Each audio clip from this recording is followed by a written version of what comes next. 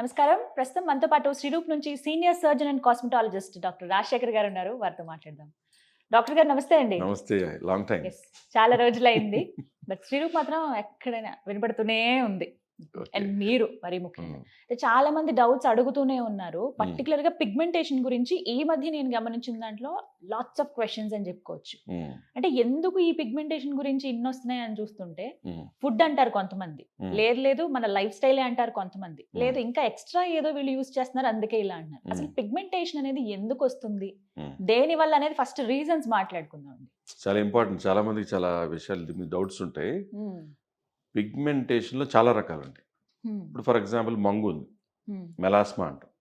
First ఇక్కడ చిన్న మచ్చల్లా start అవుతుంది, తర్వాత ఇక్కడ వస్తుంది, తర్వాత ఇక్కడ అలా పెరుగుద్ది. కొంతమంది బుగ్గల నిండా వచ్చేస్తుంది, తర్వాత ఐబ్రో లైనింగ్ లో వస్తుంది, తర్వాత అక్కడక్కడ వస్తుంది. అంటే బటర్ఫ్లై షేప్ లో, సీతాకొక జిలక షేప్ లో వస్తుంది. అది సాధారణంగా మెన్ కంటే కూడా 90% విమెన్లో వస్తుంది. హార్మోన్ ఇంబ్యాలెన్స్ అప్పుడు కానీ, కొంతమంది ప్రెగ్నెన్సీలో వచ్చి తగ్గిపోద్ది, కొంతమందికి మిస్క్యారేజ్ అయిన తర్వాత వస్తుంటుంది, కొంతమందికి యూట్రైన్ ప్రాబ్లమ్స్, గర్భసంచి ఇష్యూస్ వచ్చినప్పుడు వస్తుంటుంది, కొంతమందికి మెనోపాజ్ దగ్గర వస్తుంది అన్నప్పుడు స్టార్ట్ అవుతుంది.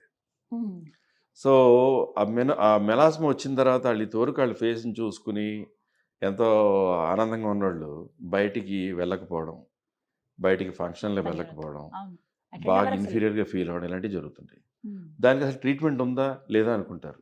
చాలా చోట్ల ఏంటంటే తెలియక వాళ్ళు కొన్ని స్టెరాయిడ్ క్రీమ్స్ అని, మొమెంటోజోన్ అని, అసలు పిగ్మెంటేషన్ కోసమే ఈ క్రీమ్ అని ఎన్ని యూజ్ చేస్తారు సార్. రకరకాల లైట్లని, రకరకాల టోన్లని, రకరకాల క్రీమ్స్ వచ్చేసినాయి. వాటిల్లో చాలా పెద్ద పెద్ద కంపెనీస్ నుంచి ఉన్న క్రీమ్స్ ఉన్నాయి. కొన్నిటికి అయితే డబ్బాల మీద వెనకాల పేర్లు అసలు కంపోజిషన్ కూడా ఉండదు. డే క్రీమ్, నైట్ క్రీమ్ అని వాడు పాపం తెలియక వాడేసిన తర్వాత స్కిన్ ఎర్రబడ్డం, ఎండలోకి వెళ్తే మండడం, స్కిన్ ముడతలు తొందరగా క్రియేట్ కావడం, అలాగే చెమట పడితే మండడం, ఇవన్నీ steroid cream effect. Skin sensitive అయిపోయింది. సో దాని ట్రీట్మెంట్ ఉందా అంటే ఉంది. ఒకటి, ఆ మచ్చలు మీరు కావాలని పెట్టుకునే కాదు కదా, మీ బాడీలోంచి పుట్టినాయి. అంటే మన బాడీలో ఉన్న కాలుష్యం నుంచి పుట్టినాయి.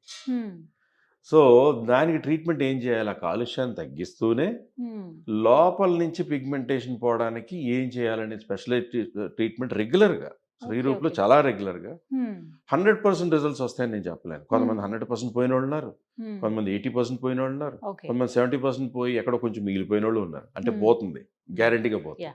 రిజల్ట్ అయితే ఉంది, 100% ఉంది. అయితే అసలు ఈ పిగ్మెంటేషన్ లో ఎన్ని రకాలు ఉంటాయని తెలుసుకోవాలి. నెక్స్ట్ టాపిక్ లోకి వస్తున్నాను. సో ఈ విధంగా పిగ్మెంటేషన్ కదా. నెక్స్ట్ పిగ్మెంటేషన్ వెయిట్ ఎక్కువ ఉన్న వాళ్ళకి, లేదా వెయిట్ పెరుగుతున్న వాళ్ళకి, ఇక్కడ నల్లగా అలాగే తెల్లని గీతల్లాగా, వాళ్ళు రోజుకు 3 సార్లు గంట స్నానం చేస్తారు. అదేంటి అసలు స్నానం చేయరా అంతలాగా ఉన్నాయి, అలా కొంతమంది మురికిగా ఉంది రుద్దుకో అంటుంటారు. కానీ అది పిగ్మెంటేషన్ లోపల నుంచి పుట్టేది. ఆడపిల్లలకు సాధారణంగా పీసీఓడి, పాలిసిస్టిక్ ఓవరియన్ డిసీజ్ అని చెప్పి, మెన్స్ట్రువల్ సైకిల్ సరిగ్గా రాక, అన్వాంటెడ్ హెయిర్ పెరగడం, అన్వాంటెడ్గా మగవాళ్ళ బాల్డింగ్ రావడం, బాడీ అంతా హెయిర్ పెరగడం, ఇలాంటివి జరుగుతుంటాయి. వాళ్ళకి వచ్చే పిగ్మెంటేషన్ కూడా పీసీఓడి వల్ల కూడా ఇది వస్తుంది. ఇంకొకటి, వెయిట్ ఎక్కువ పెరిగిన కొద్దీ ఒబేసిటీతో లింక్ అయ్యి ఇక్కడ నల్లగా, ఇక్కడ నల్లగా, ఇక్కడ నల్లగా, ఇక్కడ ఇలా చోట నల్లగా వస్తుంది. దాన్ని ఎకాంతోసిస్ నైగ్రికాన్స్ అనే పిగ్మెంటేషన్. ఇవన్నీ ట్రీట్ చేయొచ్చు.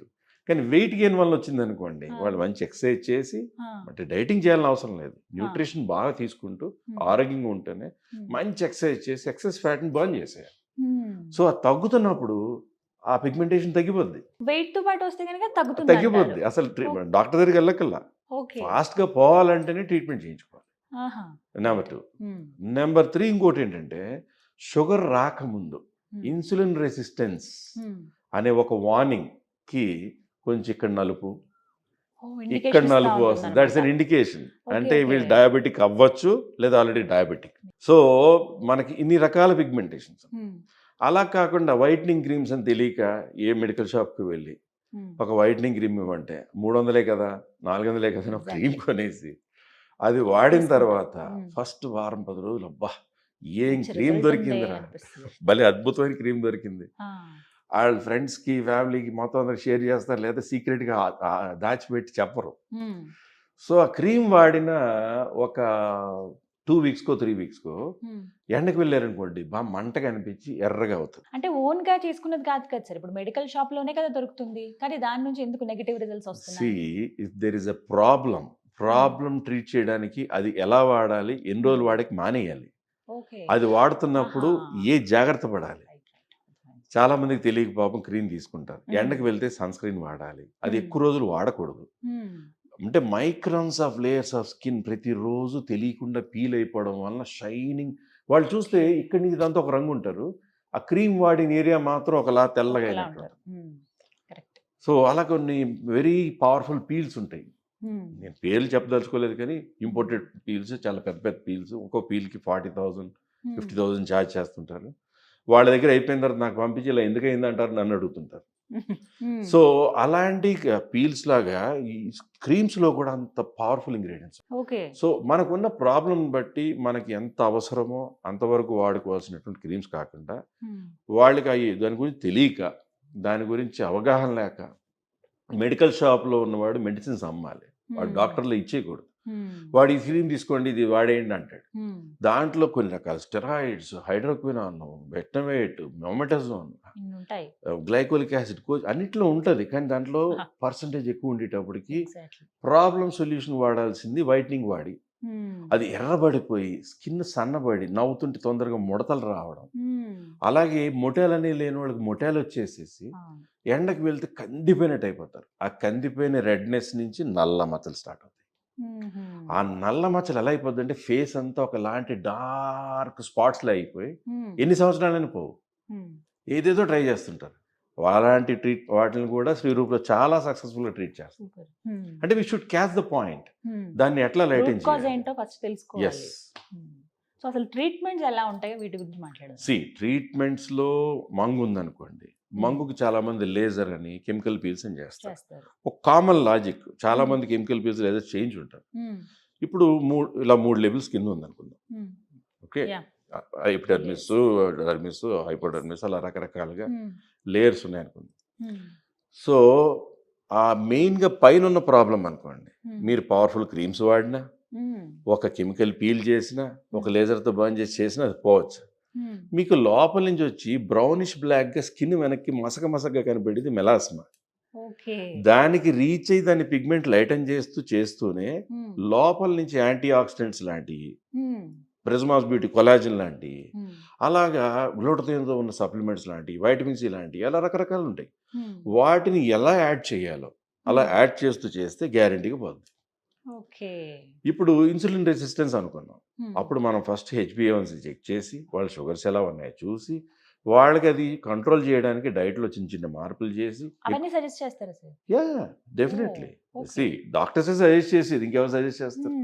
సో ఇందులో డైట్లో న్యూట్రిషియస్ డైట్ తీసుకుంటూనే వాళ్ళకి ఇన్సులిన్ రెసిస్టెన్స్ వల్ల వచ్చేటువంటి డ్యామేజ్ని ఎలా మనం కంట్రోల్ చేయాలి, ఎక్సర్సైజ్ ఎలా చేయాలి, దాంతోపాటు ఏ యాంటీ ఆక్సిడెంట్స్ తీసుకోవాలి, ఏ ట్రీట్మెంట్స్ సింపుల్గా ఇప్పుడు మెలాస్మాకు మంగుకు చేసిన, లేదంటే ఈ స్టెరాయిడ్ ఇండ్యూస్ పిగ్మెంటేషన్ చేసిన, దేనికైనా శ్రీరూప్లో పీల్ చేయడం కానీ, నెక్స్ట్ డే పాడవడం కానీ, నెక్స్ట్ అవర్ పాడవడం కూడా జరగకుండా ఆ ట్రీట్మెంట్ చేశాక డైరెక్ట్ ఎండకు కాకుండా కార్లో తిరగండి, ఫ్లైట్లో తిరగండి, బస్సులో తిరగండి, ఆటోలో తిరగండి, డైరెక్ట్ ఎండకు తిరగద్దని చెప్తాం. అంతే, చిన్న జాగ్రత్తలు. అంటే కొన్ని రోజుల వరకు, అంటే కొన్ని రోజులే ట్రీట్మెంట్ చేసాం, ట్రీట్మెంట్ చేసిన 5-6 days. అంటే మళ్ళీ రిపీట్ అవ్వదా అనేది ఒక పెద్ద క్వశ్చన్. రిపీట్ అవ్వాలంటే దానికి వచ్చిన కారణం అయితే ఉందో మనం మళ్ళీ రిపీట్ చేయాలి. అది రిపీట్ చేయాలి. ఇప్పుడు ఫర్ ఎగ్జాంపుల్ హార్మోన్ ఇంబ్యాలెన్సెస్ వల్ల వచ్చింది, దానికి కేర్ తీసుకోవాలి. యూట్రైన్ ప్రాబ్లమ్స్, సర్వైకల్ ప్రాబ్లమ్స్, లోపల గర్భసంచి సంబంధించిన ప్రాబ్లమ్స్, రకరకాల వల్ల వచ్చింది అనుకోండి మంగు, అది ఏంటి అనేది చూసుకుని దాని నుంచి ఎందుకు ఆ కాలుష్యపు డిపాజిట్స్ వల్ల వస్తుంది, దాని నివారణ ఎలా చేసుకోవాలి, డైట్లో ఎలాంటివి తీసుకోవాలి, ఏ రెగ్యులర్ మెయింటెనెన్స్, హెల్దీ క్రీమ్ ఏం చేసుకోవాలనేది చూసుకోవాలి. సో ట్రీట్మెంట్ అయితే ఖచ్చితంగా ఉంది. రూట్ కాజ్ వెతికి దానికి ట్రీట్ చేస్తారు. ఫస్ట్ రూట్ కాజ్ చూడకుండా ఏదో క్రీమ్ చెప్పేసి ఏదో చెప్పేయడం అనేది ఇట్స్ అన్ప్రొఫెషనల్. చాలా వరకు వెళ్ళి ఇష్టం వచ్చి మీరు అన్నట్టుగా మెడికల్ షాప్ లో ఏదైనా ఒక క్రీమ్ ఇవ్వండి అని తీసేసుకుంటారు. పాపం తెలియదు ఏం చేస్తారు వాళ్ళు, డాక్టర్ దగ్గరికి డబ్బు ఖర్చు అవుతుందేమో, లేకపోతే ఇంత పే చేయాలనుకుని ఏదో మెడికల్ షాప్ లో అడిగేద్దాం అనుకుంటారు. దాని నుంచి వచ్చిన ప్రాబ్లంకి హాస్పిటల్కి వెళ్ళే ఖర్చు దానికంటే చాలా అయిపోతుంది. అంటే సార్ ఇక్కడ ఒక క్వశ్చన్ ఏంటంటే బేర్ చేయగలమా మిడిల్ క్లాస్ వాళ్ళం మేము ఆ ఖర్చు అని కూడా ఆలోచిస్తాం. Definitely there are very expensive treatments. ఇప్పుడు మంగు ఉంది, మెలాస్మా ఉంది. Middle class, lower middle class people కూడా చాలా మంది రెగ్యులర్గా రోజుకి దగ్గర దగ్గర ఎన్నో ట్రీట్మెంట్స్ జరుగుతాయి. నెంబర్స్ అన్నమాట, డబుల్ నెంబర్స్లో జరుగుతాయి ట్రీట్మెంట్స్ రోజు. అందులో మెలాస్మా సంబంధించి అట్లీస్ట్ 20-30% శాతం ఉంటుంది. అందులో మిడిల్ క్లాస్ వాళ్ళు, లోవర్ మిడిల్ క్లాస్ వాళ్ళు కూడా ఉంటారు. Rich class, upper middle class వస్తే అది వేరు. వాళ్ళు అఫోర్డ్ చేయగలిగే విధంగా మనం సజెస్ట్ చేయాలి. రైట్. ట్రీట్మెంట్ అయితే బెస్ట్ అందుబాటులో ఉంది. ఎగ్జాక్ట్లీ. థ్యాంక్ యూ డాక్టర్ గారు. సో విన్నారు కదా, పిగ్మెంటేషన్ కి మంగుమచ్చలతో ఎవరైతే బాధపడుతున్నారో కొన్ని సంవత్సరాలుగా ఎక్కడ మేము ఒక డాక్టర్ని కలవాలనుకున్నాం, ఎక్కడికి వెళ్ళాలని అనుకునే వాళ్ళకి శ్రీరూప్ బెస్ట్ ఆప్షన్ అని చెప్పొచ్చండి. ప్రత్యేకించి ఇప్పుడు డాక్టర్ గారి మాటల్లో మీరు విన్నారు కదా, అన్నిటికీ ఇక్కడ ట్రీట్మెంట్ ఉంటుంది, రిజల్ట్ కూడా దానికి తగ్గట్టుగా ఉంటుంది. మీరు ఏ లెవెల్లో మీ పిగ్మెంటేషన్ అనేది ఉంది అనేది ఫస్ట్ చెక్ చేయించుకుంటే బెటర్. ఫస్ట్ డాక్టర్ గారి కన్సల్ట్ అవ్వాలంటే మీరు అపాయింట్మెంట్ తీసుకోండి. స్క్రీన్ మీద నెంబర్ ప్రొవైడ్ చేస్తున్నాను, ఒకసారి డాక్టర్ గారితో మాట్లాడండి. ఫస్ట్ ఆయనతో మాట్లాడాక ఏ లెవెల్లో ఉందో తెలిసి ఆటోమేటిక్గా రిజల్ట్ కూడా వస్తుంది. ఇది వాళ్ళ వీడియో. నమస్తే.